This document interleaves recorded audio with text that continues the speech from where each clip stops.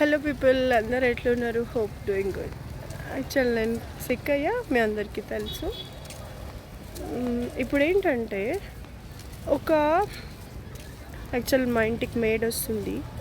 మా మేడ్ వచ్చేసి వర్క్ చేస్తుంది, but it's not at that much appropriate.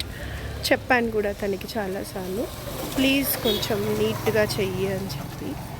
ఆమె కూడా ఓకే ఓకే అంటుంది. She's coming and going of కంటిన్యూస్గా.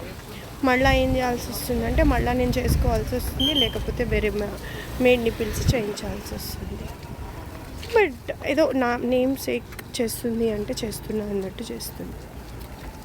నేను ఆల్రెడీ ఒక 3-4 times I gave instruction to them, but అమ్మాయి అసలు ఏం వినట్లేదు.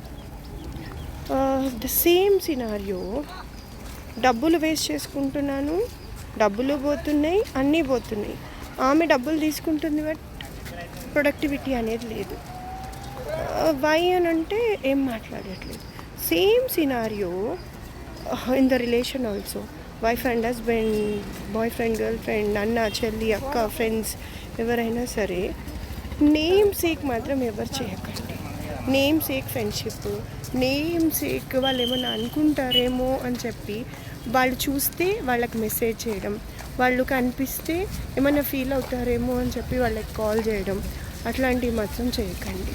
నువ్వు నిజంగా జెన్యూన్గా ఉన్నప్పుడు వాళ్ళతో జెన్యూన్గా ఉండడానికి ట్రై చేయండి.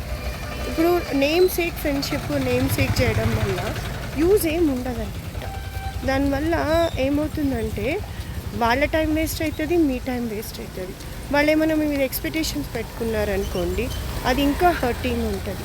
So name sake friendship and name sake ఏది చేయకండి. Perfection is very important.